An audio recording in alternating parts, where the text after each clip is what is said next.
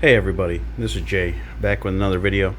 This is going to be my thoughts and review on the Losi LMT Gravedigger that's right here in front of you.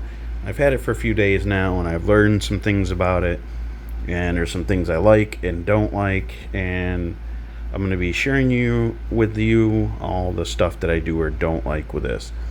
Generally, though, I really do love this truck. It's really nice. It's got a lot of features that I like and a lot of things that I think is really cool with it. Now, with that being said, there is some stuff that I think's wrong with these things, and I think there's stuff that definitely needs to be upgraded as soon as possible, if not immediately once you get it out of the box. Now, if you're just going to be, I don't know, even if you're just going to be running it and not jumping it or doing any kind of big stunts, I would still upgrade a couple things. Now, first thing that I really don't like at all, that I think's really crappy, is that, the battery box here. This thing's garbage. I do not like using this.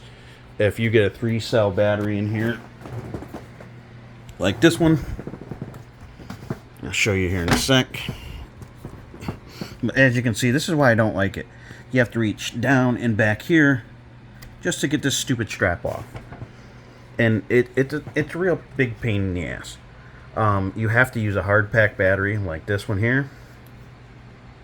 This is a G2 5000 milliamp hour 3S 100C battery. But this barely fits in there, okay?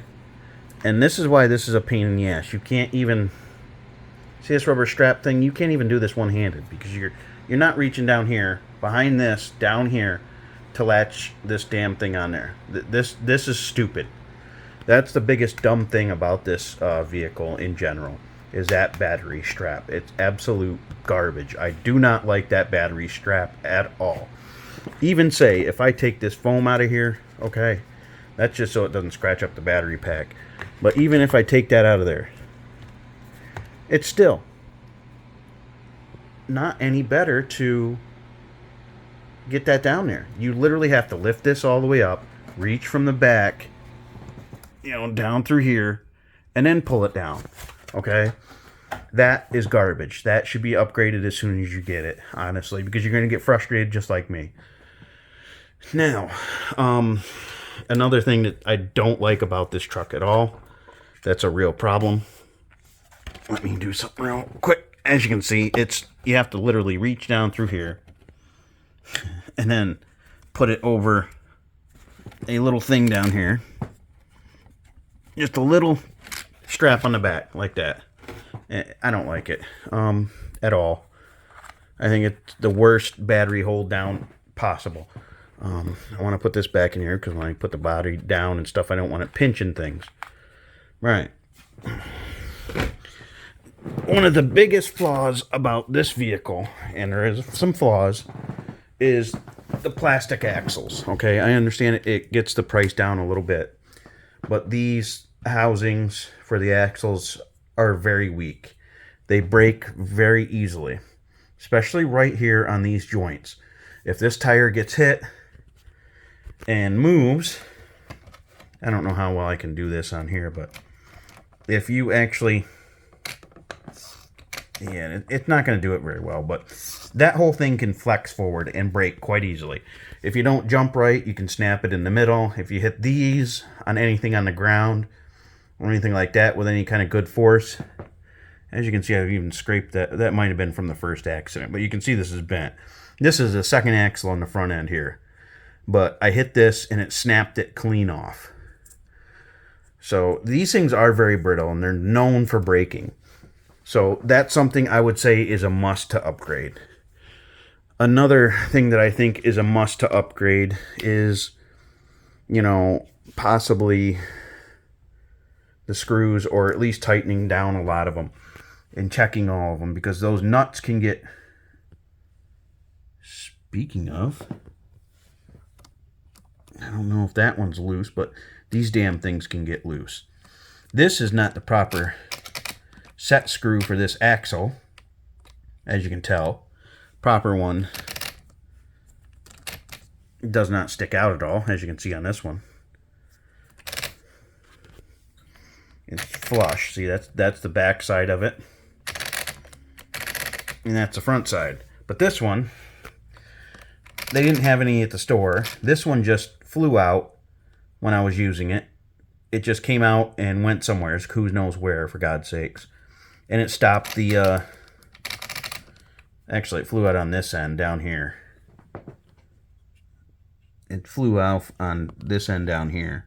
Which, to get to these ones, you have to undo this. But it actually came out from that end. It was not tight enough. So it ended up... I don't even know if you can see it down there. Yeah, you can. But it's right there. Part of it, I think. Yeah, it's right there. But that one is the one that came out. So, since that's tighter, I couldn't put the one that I'm using over here in it. Because this one sticks out. I didn't want it to scrape on anything down there, because that's a tighter area. So that's an actual set screw for the wheel nuts inside there. The adapters and shit. As you can see, there's steel nuts in there. Metal nuts. That's a set screw from one of them. It's longer and narrower on the pin part, but the head's the same size. So that's what I'm using that for now.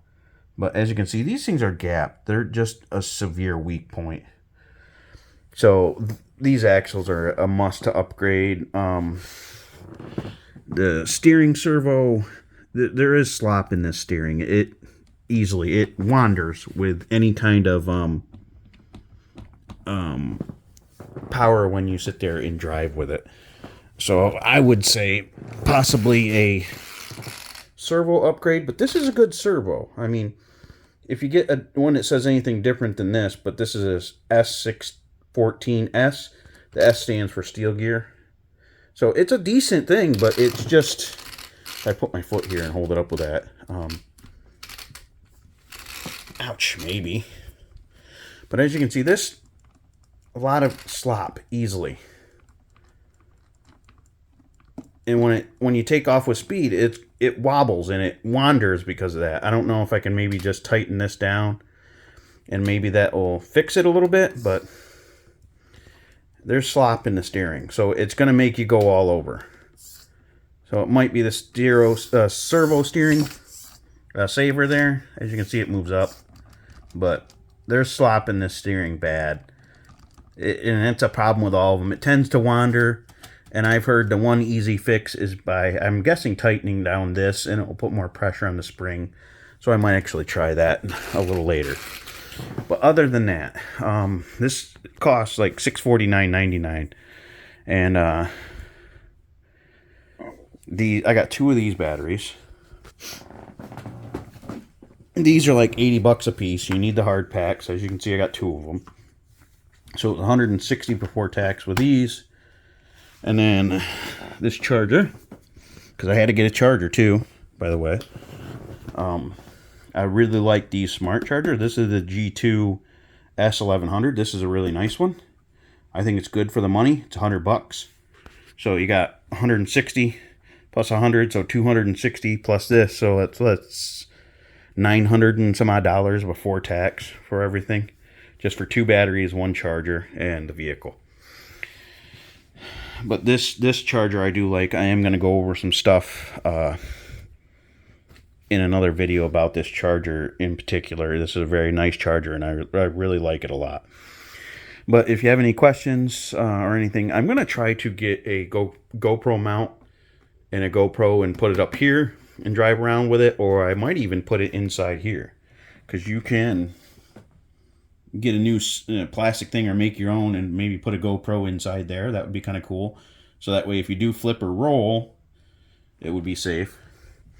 But anyway, guys, if you have any questions or concerns or just want to talk to me on this at all, definitely let me know. Have a good one, guys.